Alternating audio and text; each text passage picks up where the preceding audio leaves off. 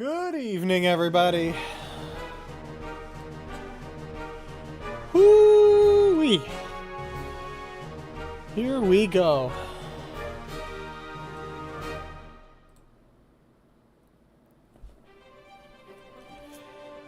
Ah. 26 hours and 9 minutes in. And here we are. In the Pokemon Center right outside the Elite Four. Ready for the finale. I've been cooking. I've been calking. I spent all day yesterday double checking everything here because I want to make this as challenging as possible. So, as has been going through the whole series so far, this is a hardcore Nuzlocke, which meant I could only have the first encounter in every route. Hardcore means that I cannot heal in battle at all. I can't use the bag at all, but my Pokemon can use held items. There's several other different rules there. And I'm also running this game Deathless. So normally a Nuzlocke is if a Pokemon faints, it is dead. In this run, if any Pokemon faints, I reset. Very difficult, honestly. I've also been utilizing level caps throughout the game. I cannot level past the highest level Mon of the next gym leader. Now, since all the gyms are done, I cannot level past, obviously, the Elite Four. So I'm not going to level past the Elite Four, despite the fact that the champion is higher leveled than that. Very commonly, people will use the champion as the level cap. For example, here, the Elite Four, the cap is 65, the champion is 68. I am using 65 as a level cap, which means I will have a 3-level disadvantage on the champion. That is a personal challenge that I put to myself in every single Nuzlocke that I do to make it more challenging. Now, another thing that I always do in all of my Nuzlockes, and people call me a crazy person every single time, is that right before you face the champion, you fight an Elite Four. So why should I get 6 Mons? Take a look at our 4. We're going in with 4. Not 6, not 5. 4 Mons versus the Elite Four. I did this exact same thing last time. I am worried about this. This does leave me with not a ton of options. You will see a lot of issues with this team. Namely, 3 of them being weak to fighting.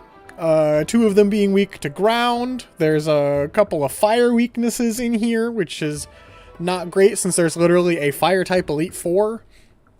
But this is the team. This is the team right here. So let's make sure that everything's good to go before we jump on into it. And let's kind of review what we've got here.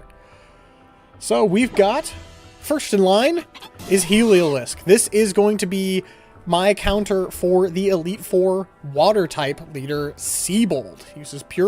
Uses all water types there, so I'm bringing an electric type. Unfortunately, this electric type did roll a sassy nature.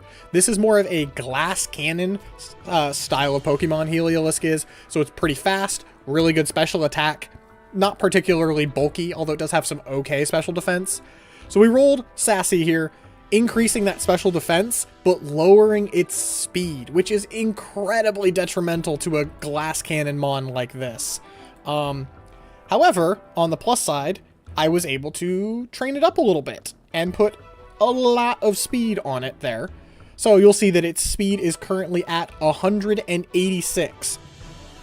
To put this in perspective, the fastest Mon that we will see in the Elite Four is a speed of 183. So even with a negative speed nature, that's how fast Heliolisk is. I am able to make it faster than everything in the Elite Four. So, thank God, too, because this would have gotten really tricky if some of my Mons could not have gotten faster. Dry Skin is really nice. If everything goes right, it won't matter. Also, it's really nice versus the water type gym, but that does mean I take bonus damage from fire types. So, I'm going to try and not use Heliolisk against the fire type person. Instead, I'm going to use my tried and true, my homie, my guy, Gyarados. He's back again. Picked him up from the Parfum Palace there. Got insanely lucky with natures, I realized. There are 3 different physical attackers that I got throughout this run that rolled an adamant nature. And this Gyarados was one of them.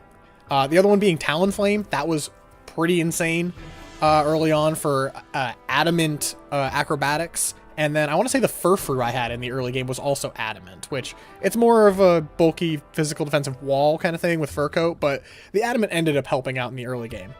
Gyarados here with Intimidate's the only ability it can have. You'll notice its moveset here. I made sure to mention last stream that I caught it at a level that it would have Ice Fang by utilizing the Super Rod and fishing out the other encounters in other areas so that I could only get Gyarados. Turns out I'm not going to use Ice Fang because I found that 5% chance to miss, I was not willing to risk that. So you'll see Waterfall, you'll see Earthquake, you'll see Dragon Dance, and you'll see Bite. You're probably saying, Frost, why aren't you using Crunch on your Gyarados? Gyarados gets Crunch by level up. Except in X and Y, he doesn't. For some stupid freaking reason, he doesn't get Crunch in this. I was going to say in this generation, but he gets it in this generation. He doesn't get it in X and Y, but he gets it in Omega Ruby Alpha Sapphire. So I'm using Bite. It's the best Dark type option, and there's really only one Mon, I think, that I needed to try and kill with something besides Waterfall or Earthquake, and that Mon happens to be weak to Dark and Ice. So I had a choice between do I want Bite or do I want Ice Fang. Ice Fang does a little more damage, chance to miss. Either way, I'm looking to try and one-shot the thing, so the flinch and the freeze doesn't really matter from either Bite or Ice Fang, but I ended up going with Bite because it is consistent, 100% accurate. It is what it is. He doesn't learn any other moves that I would really be looking to do there. And the ones that he did were all special attacking moves, and of course I rolled Adamant. So Gyarados does learn, I want to say Fire Blast and like Thunderbolt, I want to say, or something like that. He learns a lot of really interesting coverage moves, but because I rolled Adamant, I couldn't use any of those as coverage moves.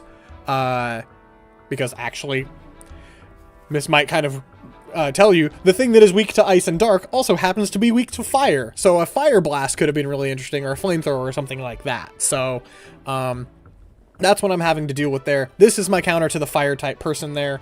Malva, so does a really, really good job against a lot of her team. However, 2 of her 4 Mons have Flame Body. So if I hit them with Waterfall, I have a chance to get burned, which is why Gyarados is holding the Lumberry there. Just to bounce back to Heliolisk. Heliolisk is holding the Zap Plate. I didn't actually need the Zap Plate, I don't think. I think this actually does enough damage without the boost to Electric, but I wanted to throw that on just to be safe. And I was realizing that there was no defensive item I could put on it that would help it live if it didn't sweep. So I just threw Zap Plate on to make sure that most of my things would kill. Plus, it does help Parabolic Charge. If I don't get one shot, I can heal back a little bit more because of the Zap Plate. Also, the Gyarados Intimidate probably won't come into play a lot. I did most of my calcs based off of if I get crit max hit, and crits they ignore attack drops. So basically, I was factoring in as if I did not have Intimidate the whole time through the Elite Four. So if I Intimidate and they don't crit, this is going to go very, very smoothly. So on to the next member. This is Vanillux. So Vanillux is a pure ice type, and it has the calm nature, which is great. It is mainly more of a special attacker, so having attack be its down stat is fantastic. Would have loved to see modest, but we got calm for a special defense up. It is what it is. I don't think that that's going to matter too terribly much. There is one special attack that it will be taking, at least one, maybe 2.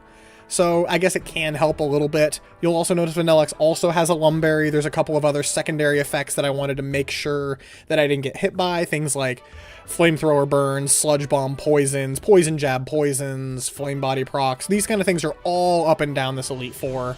There's a mon that has Poison Point. Let's see, I think there's something that can paralyze as well. I can't think of what that is off the top of my head. But I'm pretty sure there is one. Oh, there's somebody who knows Thunderbolt, which can paralyze. So I have Lumberry on a bunch of my mons here. Vanilluxe has the ability Ice Body, and I also packed Hail on it. So Ice Body essentially works as if you have leftovers if the Hail is active. So if I Hail on turn 1 and live an attack, I can regenerate up a little bit that turn, use Protect the next turn, regenerate up a little bit more, while still having the Lumberry to block some of these secondary effects. I was trying to figure out a way to have leftovers on it and not use Hail, but Hail also has a secondary effect of, in Hail, Blizzard ignores its accuracy check. So Blizzard has 70% accuracy. However, in Hail, it has 100% accuracy. Technically, it has 101% accuracy how the game calculates it, but that only helps a little bit. Most of the mons I'm looking to use Vanilluxe against do die to an Ice Beam. But there is one in particular that I need to make sure that I use Blizzard on, and I need to make sure that Hail is up for, so I can't Protect stall for a little bit more healing too much, because I've only got 5 turns of Hail. I could have held an Icy Rock to try and make that 8 turns, but I felt like the Lumberry to make sure that I didn't take any extra residual damage from something else was going to be better off. I do have these Lumberries, but I don't think there's any things that can put me to sleep in this Elite Four, which is great, because sleep is annoying. But yeah, that's Vanilluxe. It's mainly going to be for the Dragon type Elite Four member. So you've seen my counter to the Water type, you've seen my counter to the Fire type, you've seen my counter to the Dragon type. The last member is a Steel type, so I figured why not use a Steel type? This is Thumper. This is the in-game trade. So you'll say, oh, Frost, it has an impish nature. That's like the perfect nature for a Steelix. That's crazy that you got so lucky. I didn't get lucky. It always comes as impish. It also comes with a 31 IV in defense, guaranteed. So this is a maximum defense Steelix before EVs. Now I have also EV'd this Steelix as well, but I did not actually EV it in defense. So this Steelix is EV'd almost max in attack and almost max in speed. Now with almost max in speed, it still only hits 101 speed, which is really, really slow. But it is enough, actually. So the Steel type leader, he has one mon that is 113 speed, and then he has 197.69. So Steelix will actually outspeed 3 out of the 4 Steel type leader ones there. Has Earthquake, which is super effective against Steel, and then also has Fire Fang, which is super effective against Steel as well, because there can be secondary types. Has Protect with leftovers, same kind of idea as the Vanilluxe there, to get a little extra healing. And then Stealth Rocks, because who doesn't love to break a little sturdy every once in a while? So that's the play right there. I already talked the EV spread of Thumper here, so Thumper is pretty much all... Actually, I can go out of this screen and show the... I'll show this. Oh, or I will get an attack bag first. Attack bag, small. So there's Thumper. You can see it has a lot of attack and a lot of speed. It does have a couple little dribblings of HP in there. I want to say it's like 20 EVs of HP or something like that. Just the little bit of leftovers that were left. And that does get it just to a threshold where leftovers will heal, I believe, 13 HP per turn instead of 12. Which, hopefully the little 1 HP every turn isn't the end of the world kind of thing. I hope it doesn't come down to that, but it's possible. Let's go back up the list. So let's go with Vanillite. You can see that a lot of special attack there just to make sure that those Blizzards and Ice Beams can guarantee the KOs. Speed-wise, I believe that the Vanilluxe is at a speed of 127. The Dragon types, 3 of the 4 of them are under 127 speed. And the last one is way, way above it. I was not capable of outspeeding all 4 of them. I believe it's at like 179 speed is her ace. So I'm gonna have to eat a hit from that guy, and hopefully the rest of them I can one-shot before I really do too terribly much. Let's go on to the Gyarados here. This is a physically defensive Gyarados. Now, Gyarados is known for being very specially bulky. It has like 120 base special defense or something like that, or 115.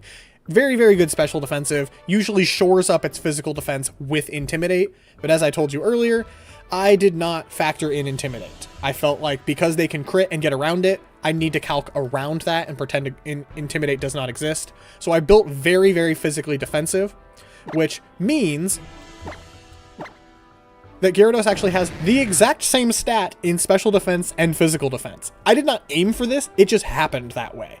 I noticed it after I did the calcs of like, whoa, they're the same number. That's really unlikely to just have it be that way. So, and then it does have quite a bit into attack as well. I want to say it's like, trying to get a rough get, it's like around 150 into HP, 150 into defense, and like 200 into attack or something like that. I don't remember exactly what the numbers are off the top of my head, but it's something around there. So it is very physically bulky and also still has the attack to ensure some of those KOs in the later fights there. And then we will look at the Helioptile. This is a classic competitive spread right here, where you put 252 points into one stat and 252 points into another stat. It's the maximum you can put into there. This is a glass cannon Helioptile. This is how I was able to outspeed despite having a negative speed nature. So the Helioptile is at a speed stat of 186, and the water type, where is Seabold's numbers? His fastest mon is 163. So I'm still outspeeding by 20 points. I didn't need all of those points into speed, but I figured might as well just toss them in there. I'm already maxing my special attack to ensure all of these one-shots.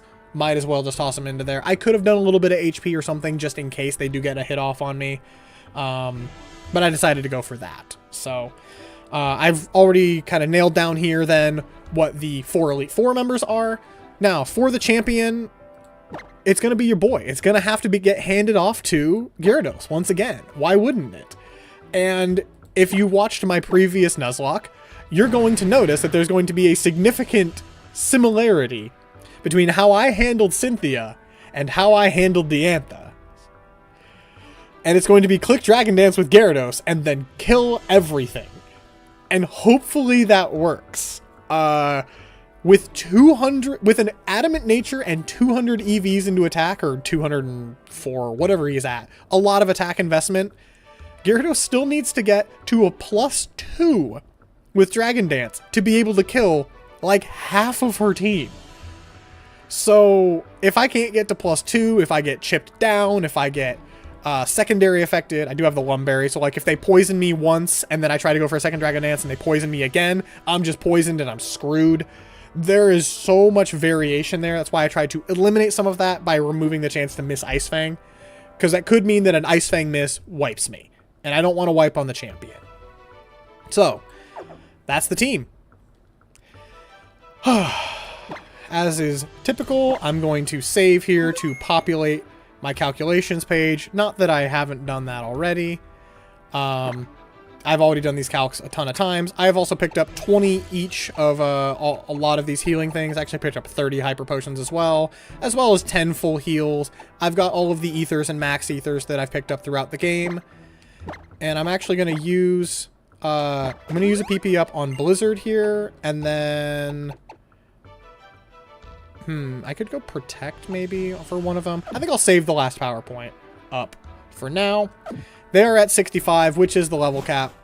Let's frickin' do this. Let's get on with it.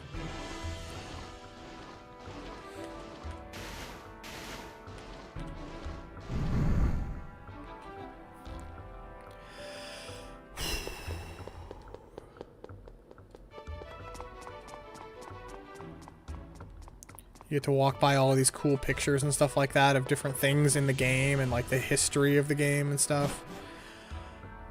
And now we walk on in to Malva's chamber, which Does she immediately challenge me? Hey. Okay, that's really fucking bad, actually. I thought I had to go through the... I thought I had to talk to her first. So that's really bad. I'm off. Okay, good. She's saying, okay. She meets me in the corridor to say, like, hey, these 4 doors, the 2 right there, and then the 2 on the side right here, they lead to the different chambers. So we're gonna start on the bottom left and see which one that is. It is the Dragon Mark Chamber. Okay, so that means Vanillux in the front.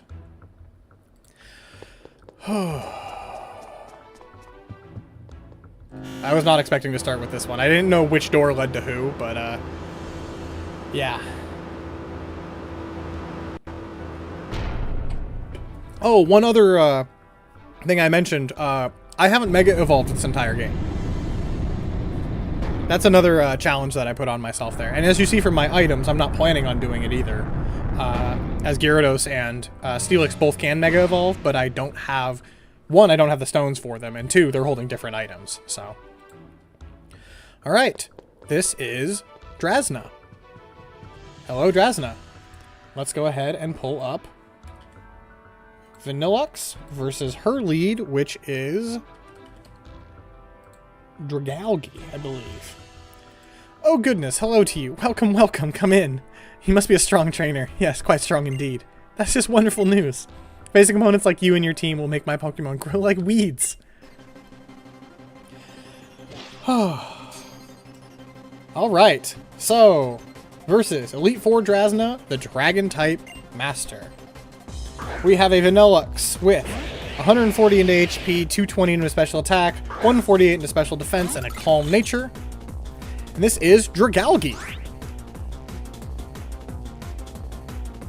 Dragalge has Dragon Pulse, Surf, Sludge Bomb, and Thunderbolt, which means it has nothing that is super effective for me. That's great news, because that means I'm going to turn 1 use Hail. Dragalge's most damaging move in this situation is a Sludge Bomb. It does go for Sludge Bomb. On a crit, it does 76 damage. It did not do that much because it did not crit. And the worst thing is that it can poison, but that's why I had the Lumbear. So now, I believe Blizzard will OHKO the Dragalge. Skadoosh. There we go. So now the best thing to do here, or the best thing that can happen here is Druddigon comes in. The worst thing that can happen is Noivern comes in. I planned around this though. Honestly, that was the only time I think that a secondary... Well, there's one other chance. If the Noivern comes in, the Noivern has Flamethrower, which could secondary affect me. And of course it's Noivern. Of course. So,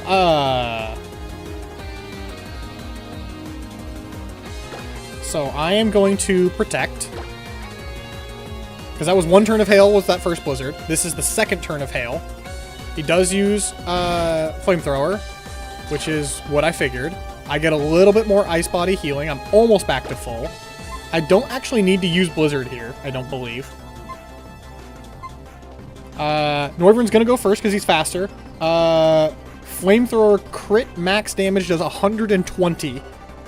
And burn would also be not fantastic, but...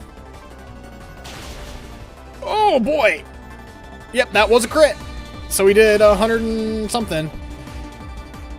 But he did not get the burn, which is fantastic, because that means that Vanillux is actually going to end this Elite Four run, or this Elite Four members run, without... Well, it did drop into yellow, but it will not end in the yellow. Blizzard is needed to kill Druddigon here. Does kill. Fantastic.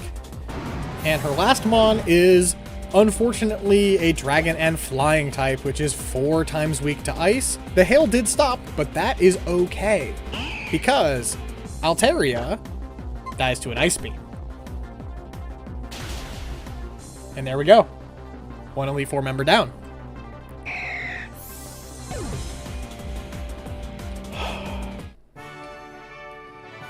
Whew, yeah.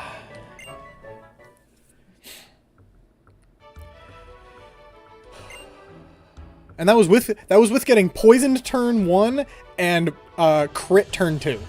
Or rather, I guess it was turn 3 because I protected. But the 2 times I've been attacked, they've gotten either a crit or a secondary effect. Oh, you're going already? Farewell then. Oh dear me, was I the first to lose to you all? If I've made you feel too confident, that wouldn't be very fair to the others. But I suppose you'd best hurry along to that elevator over there to face them for yourselves.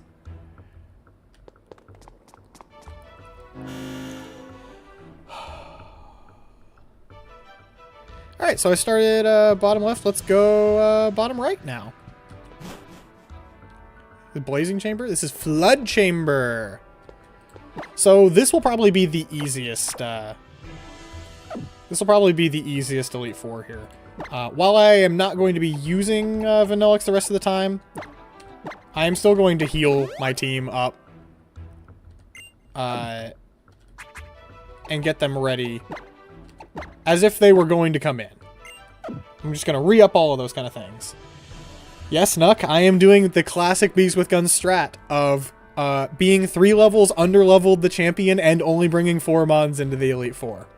That's my new thing. So, but if you want to watch, it ain't gonna matter much. So the champion's max is at 68, my team is at 65, and now watch as Heliolisk with a minus speed nature outspeeds everything and kills everything.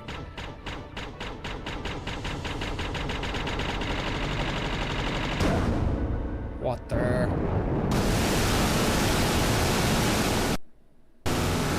Holy moly, that just lagged my whole screen. Alright. Double check real fast. Heliolisk is in the front. That could have been really bad. Hello, Seabold. Seabold is a chef. Did you know that? No, I simply can't say. You there, young man. I have a question I must pose to you. Do you think Pokemon battling can be ever worthy of being called an art? I suppose. Yeah, why not? Indeed. You see, cooking is the type of art that disappears as soon as it is completed. That's just not true. You just have friends that are hungry. Pokemon battles are the same. Even memories of sweet victory soon fade after the battle ends. Devote yourself entirely to such a life, made up of fleeting experiences. That is truly artful. You walk in, he just blasts you with a super soaker and goes, "Is cooking art? Answer me!"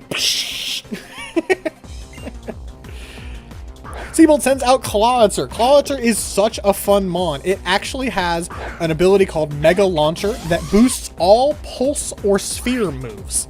And it also has all Pulse or Sphere moves. So its moveset is Water Pulse, Dark Pulse, Dragon Pulse, and Aura Sphere, all of which get boosted by Mega Launcher. And it has a pretty good special attack as well.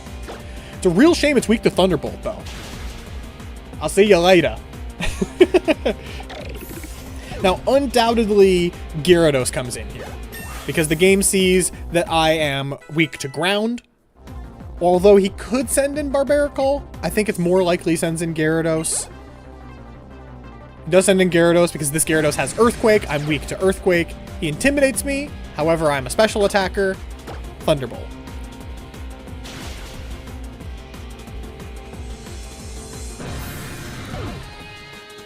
Now it is probably going to be his ace. Barbaracle comes out because it sees that I'm weak to Cross Chop. Barbaracle is water and rock, so let me just double check here. That means he's 4 times weak to grass. But I think I'm just going to use Thunderbolt. I'll see you later. Now you might be thinking, well, Frost, this is kind of lame. Like, all these have been slow and died in 1 hit, right? Well, it's okay, because this guy is fast and dies in 1 hit. So that's cool. Seabold's really strong, by the way. He's definitely really good, because when you get a bad-natured electric type, it can just wipe his entire team. It's really difficult. So I'm really glad I got Heliolisk. I could have maybe looked to do the same thing with a grass type. Maybe not Chestnut, but there are other mons that can do a similar thing. He does have some coverage for grass, with Gyarados having Ice Fang. Barbaracle has X-Scissor. So it's the duty of both trainers and chefs to find the good in any raw materials they have to work with. There lies the answer to reaching ever higher. Battle the last two of us and find it for yourself. I think that's also cool that they all have a different quote that they say based off of how many of the Elite Four you've beaten. So you heard Drasna talked about, oh, I'm the first that you defeated, and then he says, defeat the two of us that are left. I think that's really, really cool. I'm going to go this way because I'm pretty sure this is the Blazing Chamber. I am correct. So, man, Heliolisk, you took not a single point of damage. That's pretty dope. So now this is the Blazing Chamber. This is fire types. So now I've talked about Gyarados here, how it is known as being a very specially defensive Pokemon, which is great because Malva's lead here is a special attacker. And Gyarados, it only has 2 weaknesses, which is it's 4 times weak to electric and it is 2 times weak to rock. It resists fire. It resists fighting. It resists a good number of different moves. It's also immune to ground as well. So one of her mons carries Earthquake. So that's kind of cool. So because Gyarados is specially defensive instead of physically defensive, and is 4 times weak to electric, I'm going to lead with him against her Pyroar, which has Wild Charge, which is a physical electric type move. Just to show the power of Gyarados. Now I'm gonna, because I am scared as hell, I'm going to really fast double check. Okay, Pyroar is female. That's good. So Pyroar has an ability called Rivalry. And this ability says, if the Mon that you are attacking is the same gender as you, you get an attack boost. But if it is the opposite gender of you, you get an attack nerf. So it is getting an attack nerf from its own ability, Rivalry. And I just intimidated it. So it is not doing a lot of damage.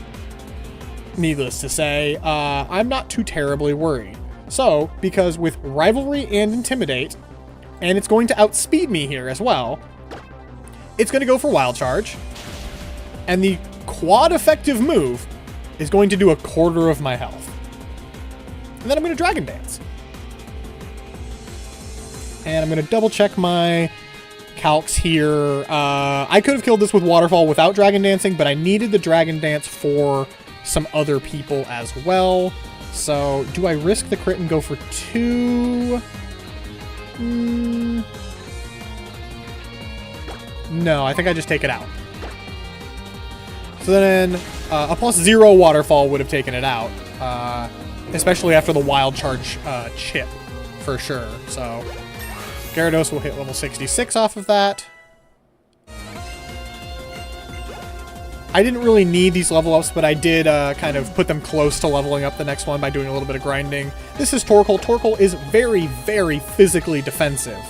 Or at least normally they are. But for some reason, Malva has a Torkoal that has a defense down and speed up nature. And even with speed up, it has 48 speed. Before Dragon Dance, I am triple that. So because it has defense down, and I have 200 EVs in attack, a +1 Waterfall takes out Torkoal just barely. Just barely, honestly. It is very, very close. I want to say +1... Oh, it was a +1 Earthquake barely kills. Alright, so this is Talonflame. Talonflame is immune to the Earthquake, so I have to use Waterfall here to kill it. However, Talonflame has Flame Body, which is kind of a problem, because if it burns me here, that halves my attack. I get a crit that I don't need. That's fine. And it does not burn me with Flame Body, which is fantastic. Although I did have 1 Lumberry. But this is the other Mon that has Flame Body. So if she had sent them out in a different order and I was forced to hit them in a different order, I could have been burned, procced the Lumberry, and then been burned again and been in a real sticky pickle. Thankfully, I can hit this with Earthquake, which does not make contact and does not have a chance to proc Flame Body. Even if, though it wouldn't have mattered because that was her last Mon there, I could have Waterfalled and it would have been fine. But that is how you click Dragon Dance and win the game. And that was Malva of the Elite Four. Oh, okay. Fantastic. Utterly fantastic. I'll report to all the world the news of you and your Pokemon dominating the Pokemon League. Oh yes, reminder that she not only works for Team Flare, the bad guys, she's also a news anchor for, like, the entire region. I am a Holocaster star, after all. Okay, well, never mind. She said it. I didn't need to tell you. After all. Hey, I'm such a busy woman. If you beat the last of the Elite Four, you'll face the champion. Thanks, I know how that's working. Alright, so this makes it easy because I know which one is next. So I'm just going to put Thumper in the front. Like that. And as I said, I'm gonna Hyper Potion. Just to keep everybody fully healed here. Dude, this would be so warm. Those giant columns of flame, that would be insane. Alright, so I left what I think is probably the most difficult room for last. Probably should have done it differently. Probably should have done this one first. There was no way around it. I'm going to have to rely on a 95% move to hit. There wasn't another way around it. There's a lot of different ways that this guy can get chip on me, like can't kill him in one hit, can lower my attack, can do residual damage, can lock me into certain moves or something like that. He's just really, really annoying. Really preparing for that Shell Smash there. I don't think that Barbaracle has Shell Smash. It doesn't. It has 4 different attacks. Stone Edge, Razor Shell, Cross Chop, X Scissor. I want to make sure I'm not dropping frames. I was dropping frames like crazy the other day. Well met, young challenger. The speedy turtle. Yeah, Barbaracle. Yeah? Oh, the Torkoal. Yeah. I don't know if Torkoal gets Shell Smash. Verily, I am the Elite Four's famed blade of hardened steel, Wickstrom. With my magnificent Pokemon at my side, I will reveal the scope of trainer achievement. Let us both give our word that our contest shall be fair and honorable. Ready? On guard! Nock, don't eat the frames! I need those! Give them back! Just because I dropped them doesn't mean I don't want them. 5-second rule. Alright, so Wickstrom leads with Klefki, Steel and Fairy type. Very, very cool Mon here. It carries Dazzling Gleam and Flash Cannon, which are both special moves, while my Thumper is very, very physically bulky. And as I mentioned earlier, I don't have any special defense EVs either. This also carries Spikes as well, so if you're trying to switch out, it can set those up. And it also carries Torment, which means I can't use the same move twice in a row. So I can't just spam Earthquake on his whole team. But I do know that he has a Sturdy Mon in the back. So turn 1, I'm going to Stealth Rocks. That Dazzling Gleam. Okay, it does not crit, which is very, very good. So that was a special move versus a Steelix. Right there. Yes, it was resisted. However, that's kind of the scary part of it, is it did that much damage there. So a crit Dazzling Gleam and Flash Cannon actually do the same damage to Steelix there. A crit max damage is 56. And I believe either one of them can get a stat drop as well. So Klefki outspeeds me. I got the Stealth Rocks up. I am going to Protect on turn 2 here. And it's probably going to use Dazzling Gleam again. Oh, it goes for Spikes. That's actually great for me. I mean, I protected anyway, but, you know, it doesn't matter. And then Earthquake will one-shot the Klefki without any boosts. Oh, it uses Torment. That's really unfortunate. Okay, so I can't use Earthquake this next turn. Which is one reason why I brought Protect. Because if I get Tormented, I can always EQ, Protect, that kind of thing. So please don't send out Aegis / Next. He sends out Probopass. This is fantastic. Probopass has Sturdy here. The Stealth Rocks do like 2 damage to it. But it's enough to break the Sturdy. It goes for Earth Power, which would have hurt so badly. So badly. And then Earthquake, it is 4 times weak to Earthquake. Definitely knocks it out with all of my 240 attack EVs on a Steelix. Really, really nice there. So I used Earthquake. I cannot use Earthquake next turn. This is Aegislash. So, Aegislash has a fun ability called Stance Change. It has a shield form and it has a sword form. So it has 2 stats that are at 150 and 2 stats that are 65 or something like that. And depending on which form it is, those are either the 2 attacking stats or the 2 defensive stats. So right now it is in shield form, so it is incredibly bulky. I cannot one-shot this. I can barely 2-shot it if it stays in shield form. However, whenever it uses an attack, it switches to shield form, or switches to sword form. And whenever it uses its defensive move, King Shield, it switches to shield form. It also, if I hit into King Shield, it drops my attack as well. So this mon can be really, really annoying depending on what it's doing. I can't use Earthquake this turn. So I'm going to use Protect, and it's going to use an attack. Oh, it goes for King Shield. That is very interesting. So it's probably going to go for an attack this turn. Do I risk the double Protect? Let me double check my speed tier again. Because I'm at 101. And Aegislash is... I was not expecting it to King Shield turn 1. That is a really weird move, honestly. Aegislash is at 97 speed. So I did this calc. Aegislash's Sacred Sword does a crit max damage of 108. That's its most damaging move. And I'm at full health. So Leftovers is healing 12 per turn. So if it does 108... Let's just pull out the calculator because I wasn't expecting this. 196 minus 108 puts me at 88. I heal 12 from Leftovers at the end of the turn, puts me at 100. Then I can Protect next turn to heal to 112, which means I will live another crit. And as I said, 2 Earthquakes kills. So I'm going to Earthquake. I go first. Oh my gosh, wait, that did way more than I thought it was going to do. Sacred Sword. He doesn't get the crit. Where am I at? 142. So I live another one anyway. Oh, I can't use the same move. That's really funny. I'm gonna Protect because I don't want to hit into a King Shield. He has a full restore. I didn't know that. But this is great news because I outspeed. He can King Shield here, though. He's probably going to King Shield.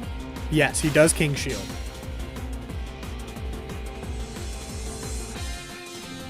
All of this stalling is fine with me, by the way.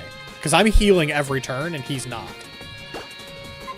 So now I Protect again. To get more Leftovers healing. He goes into Sword form. Sacred Sword. I'm protected. Very good. He's probably going to King Shield again, which is super annoying. Yep. Okay. Well, at least I didn't hit into it because Earthquake does not make contact. Am I freed from the freaking Torment yet? Okay, I'm at 190 out of 196. I'm going to Earthquake. I'm still tormented? I'm running out of power points, dude. Okay, so he's not going to King Shield this next turn. So I'm going to Fire Fang this turn. Which doesn't do a lot. He's going to go into Sword form. He cannot one-shot me. 108 is max damage. Sacred Sword. He doesn't get the crit.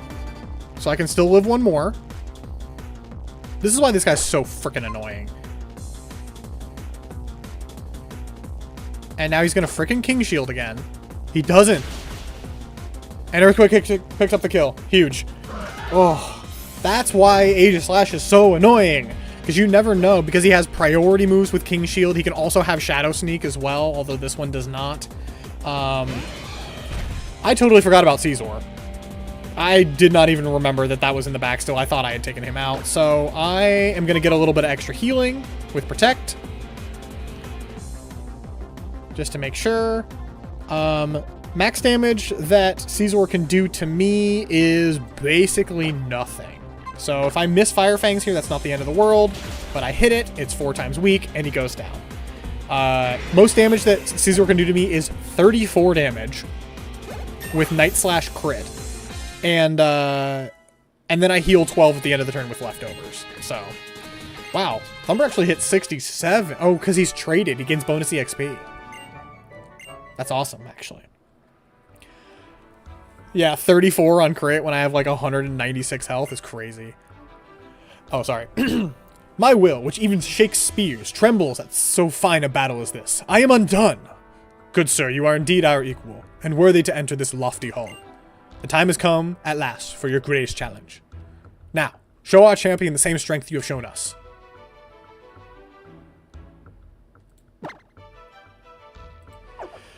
I mean, Thumper ended that with, like, 80% health is all I'm gonna say. I'm not even gonna use a hyper. I'm gonna use a super on you, dude. You didn't even need it. What a champion. He was getting stalled out by the Aegislash, which is super annoying, but...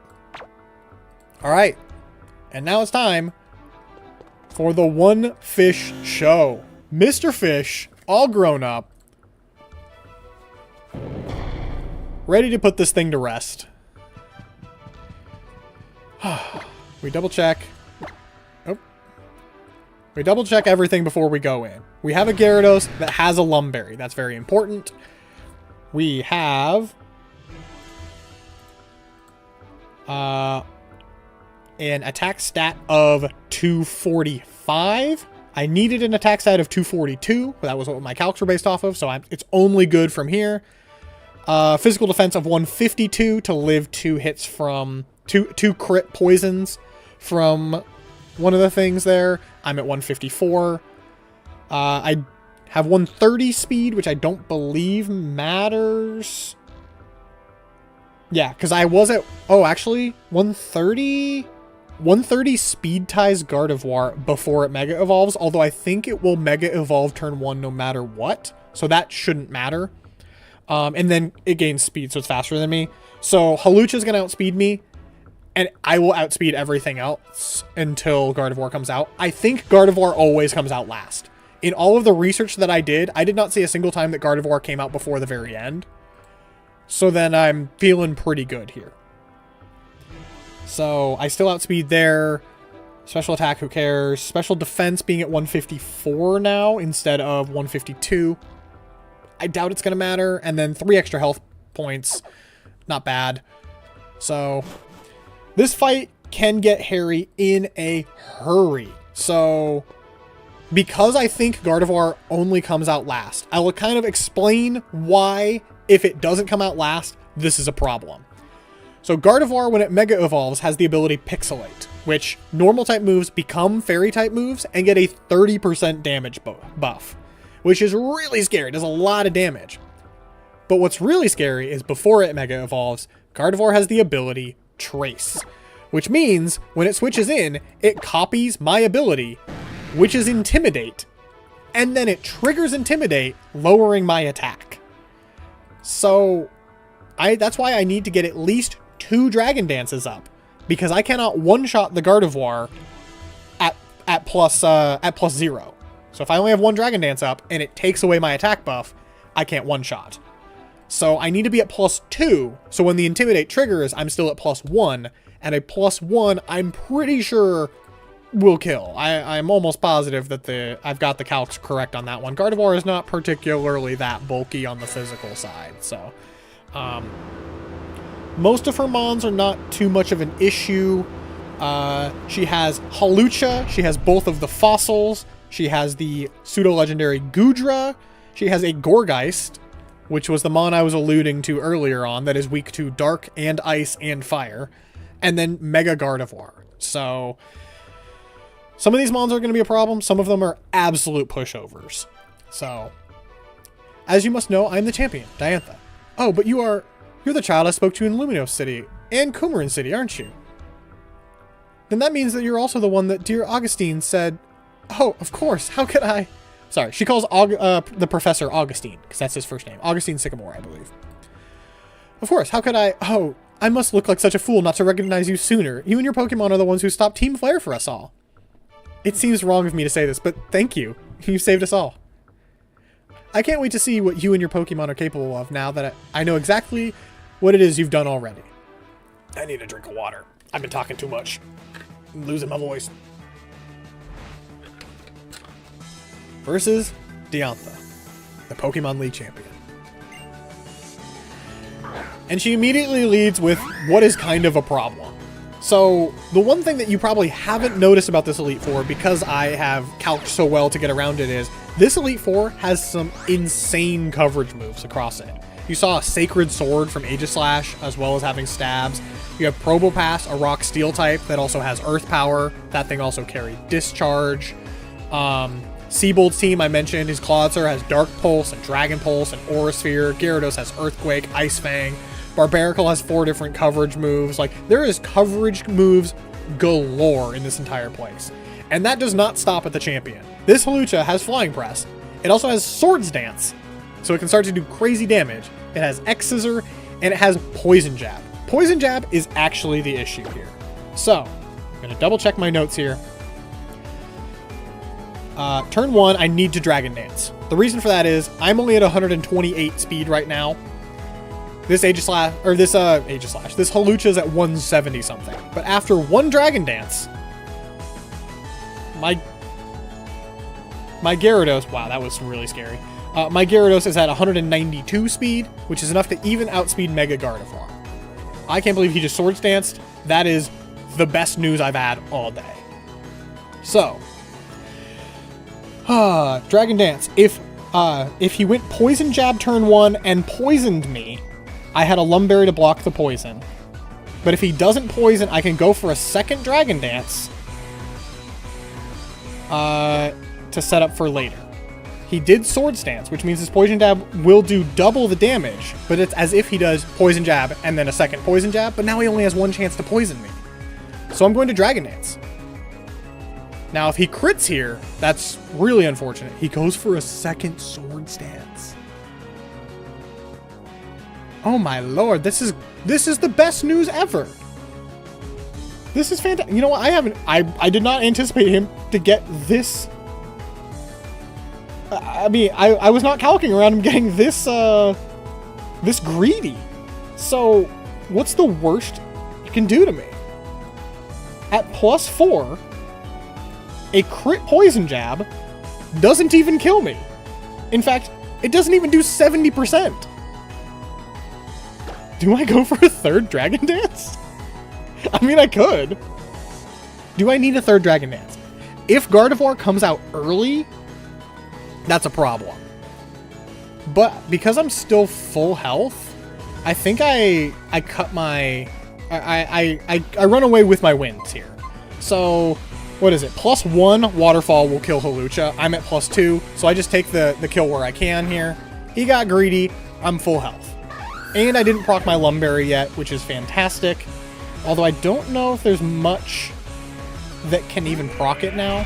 Goes right into Aurorus. The reason it's going for Aurorus is this Aurorus has Thunder, which is really scary, except that Aurorus dies to Waterfall when I don't Dragon Dance. If it just sent it out and I was at +0, this thing dies to a Waterfall. So now that I'm at +2, this thing is super Omega dead. It also dies to Earthquake as well. This thing is super duper weak on the physical side, and does not take Gyarados very well. Now she goes into Tyrantrum. That's fantastic, actually. Tyrantrum here is quite a bit bulkier on the physical side. I do need at least +1 to kill this, but I'm +2. So +1 Earthquake will kill, which means +2 Earthquake definitely takes it out. Goes into Tyrantrum there because it has the next most super effective move. It had Stab Head Smash, which, oh my gosh, that does so much damage to me. If it crit Head Smashes me, I just die. That does not matter. Like, it's not even close. It does like 150% of my health bar almost, I think. So it almost kills without a crit. Now it goes into Gourgeist. Gourgeist, this was the problem. Trying to calc around this with Bite and Ice Fang, and do I need Fire Blast and all of that. This is the reason why I took Bite. So, let's double check the calcs one more time. Gourgeist. At +1, Bite does 75%. At +2, Bite does 101.2%. See you later, Gourgeist.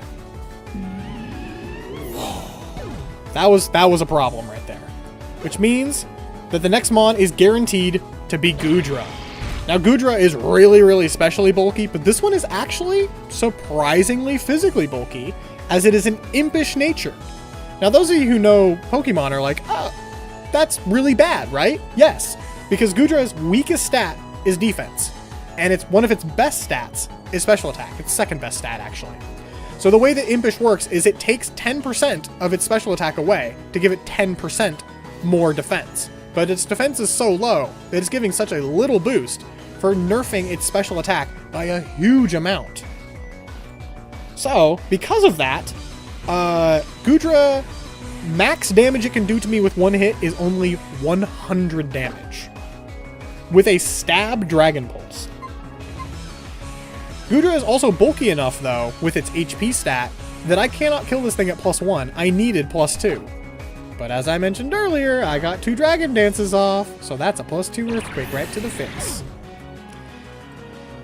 But we are not out of the woods yet. So, this Gardevoir traces my Intimidate, which then triggers and drops my attack. And now it's going to Mega Evolve, and it has Thunderbolt. Because of course it does. Of course this thing is specifically made to counter Gyarados. So, Gardevoir, if it hits me with Thunderbolt, even if it doesn't crit, it is a guaranteed one-hit KO on me. I think even before it Megas, let alone Mega-ing. However, even after Mega-ing, with the speed boost it gets, it is not enough to outspeed a +2 Gyarados. In fact, it doesn't even outspeed a +1 Gyarados.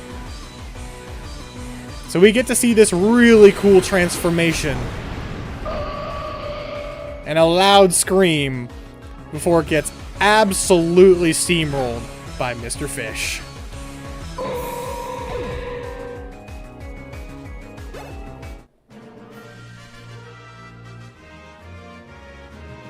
Witnessing the noble spirits of you and your Pokemon in battle has really touched my heart. And there you go. That is the Deathless hardcore Nuzlocke of Pokemon X. I'm so choked up that it's hard to know what I should say, but I'm just so glad at this moment that I was good enough to be the champion. After all, it gave me the chance to beat in battle with you and your wonderful Pokemon. I can't do that voice. Oh boy.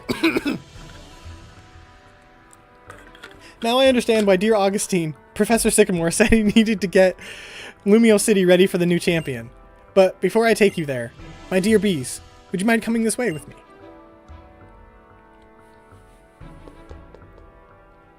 So now we take the elevator all the way up to put my 4 Mons into the Hall of Fame.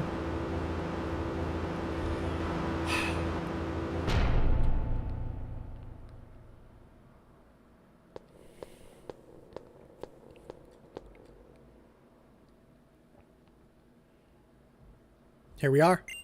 I'm so glad to welcome you in. This grand chamber is where you enter the Kalos Region's Hall of Fame. This is where Pokemon trainers will live on forever, remembered always for giving their all in battle to the Pokemon League, and for the glory and light they shared with all.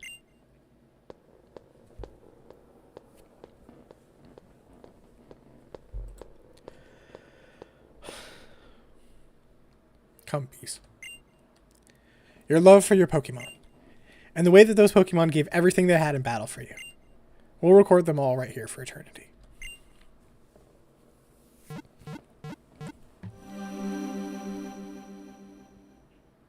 The 2 empty slots.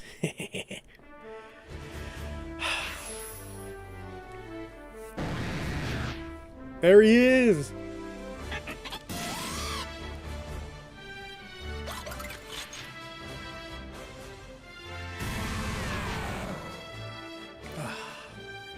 There's the squad!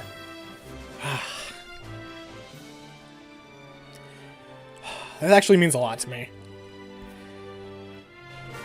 Pokemon X was the active Pokemon game during one of the toughest times in my life, actually. So, doing a playthrough like this of it means a lot to me. A few days later, crowds gathered in Lumio City to celebrate the new champion. And to celebrate the 5 kids that beat up Team Flare. But yeah, I was having a real tough time back in, gosh, it would have been like 2014, 2013-ish when this game came out. I was having a tough time in school. I was having a tough time physically. My health was in a really bad spot, and because of that, my mental was also in a really bad spot. So this was the game that got me through it, which is why in the trailer for this series, I showed my original file, and you got to see a maxed out timer of 1,000 hours and a Pokedex of over 700. This game got me through, and I don't know what I would have done without it. Oh, by the way, the game's not over yet. I know you're all cheering and saying W and yippee, but there's one more fight. Battle with me.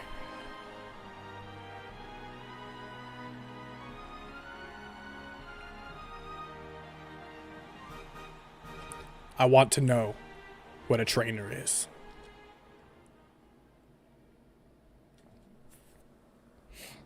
You are challenged by Pokemon Trainer AZ.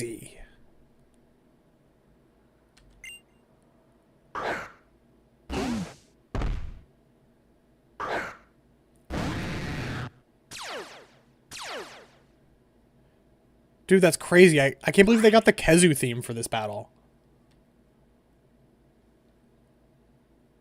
If it feels eerily quiet, it's supposed to. So yeah, AZ sends out a fire type here, and let me just double check. Die, I think, probably. Okay, cool, awesome. AZ's Mons are weaker than the entire Elite Four, so this battle is essentially a victory lap of sorts there. So Bite doing double damage here is up to 120 power. Waterfall being stab is at 120 power. Kind of doesn't really matter which one you use here. I'm going to go for Bite because it's funnier. Doesn't kill it. Cosmic Power. Buffs both of its defenses, but it won't matter.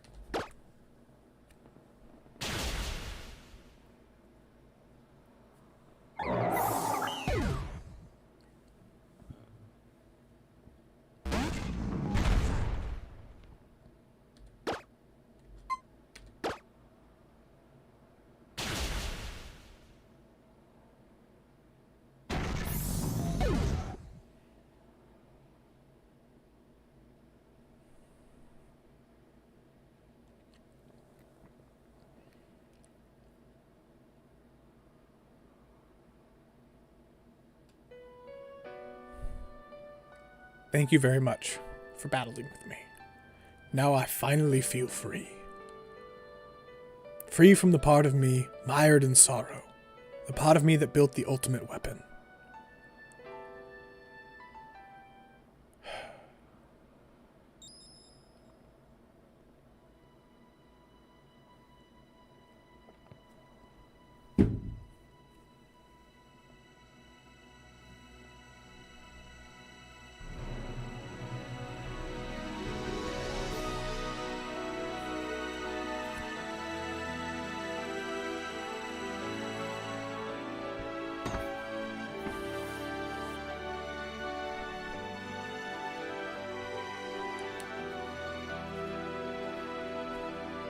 There's just something so dichotomously hilarious to me about this 3,000-year-old, 9.5-foot-tall giant of a man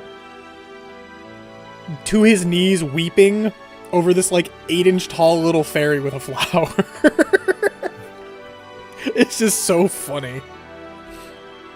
His Pokemon was waiting all this time. Yeah, so the lore behind this is he is the King of Kalos that 3,000 years ago created the ultimate weapon that stopped the Pokemon Wars. And because of that, he is cursed with eternal life. His Pokemon, his Eternal Floette there, didn't like that. Left him because he was being what is essentially evil, and now because he's showing compassion by attempting to kill me in a Pokemon battle, his Pokemon is like, yeah, sure, I'll team up with this guy. He needs the help.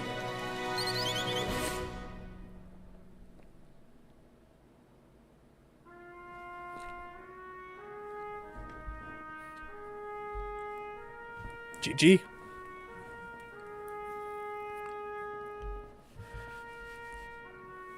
Oh,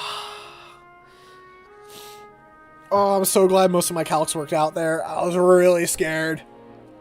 I was really, really scared about some of those. That Aegislash is so annoying. Also, if that Hawlucha did not get greedy and go for Sword Stances, like, if it went for Poison Jab twice, I essentially had a 9% chance to just get stalled out by her team and possibly lose. Which, all things considered, 9% is worse than Ice Fang missing. So I probably could have just worried about that, but... Oh, this feels like a weight has been lifted off of my shoulders. Not that I've been at this for that long, but... it's about 30 hours of streaming here, because this is stream number 9, and I've been spending about 3 to 3.5 hours on it, so...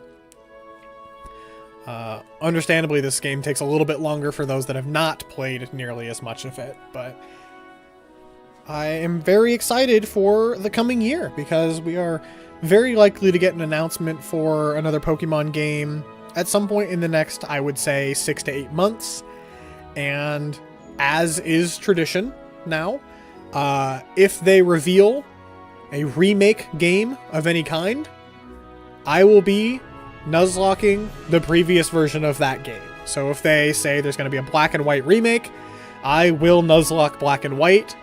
You have me on stream. Clip it if you want. I will do that, as much as I hate to say that, because Nuzlocking Black and White is not fun and not easy for multiple different reasons.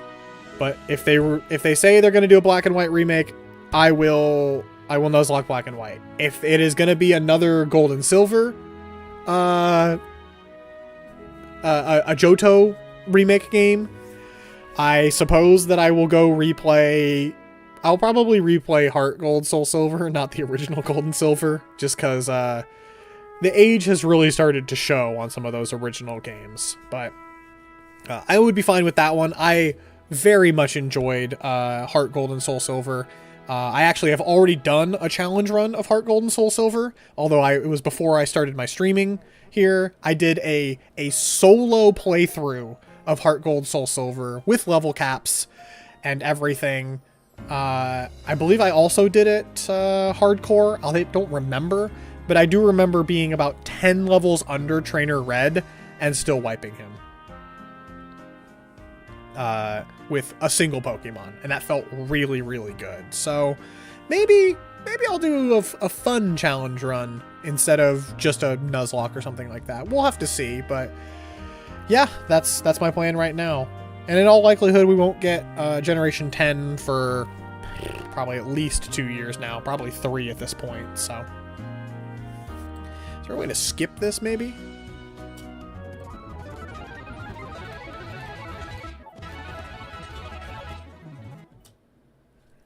Yes.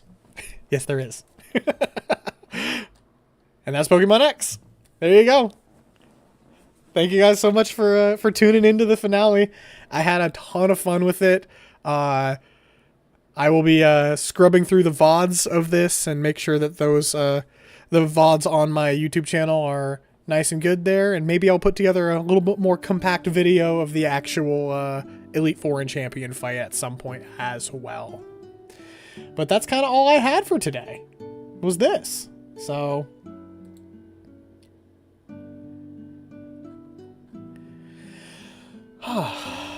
yeah, it does feel like a great weight has been lifted from me. So I guess the stream's only been going for what, an hour 15 or something like that, but that's kind of all I had. So I think I'm gonna call it and raid somebody. Thank you guys again for watching and kind of, you know, participating in the chat and all that kind of stuff. It means a great deal to me to have you guys all here for it. So let's find somebody to raid. I mean, there's an easy choice here. I mean, I gotta raid my homie. I gotta raid my Oomphy Macelia Dev. Why would I not do that? So yeah, let's go say hey to Miss here, and looks like playing Valhalla. So let's jump on over to that. Thank you guys again for being with me for whatever you did of this journey. It's been a blast. Have a good time, everybody.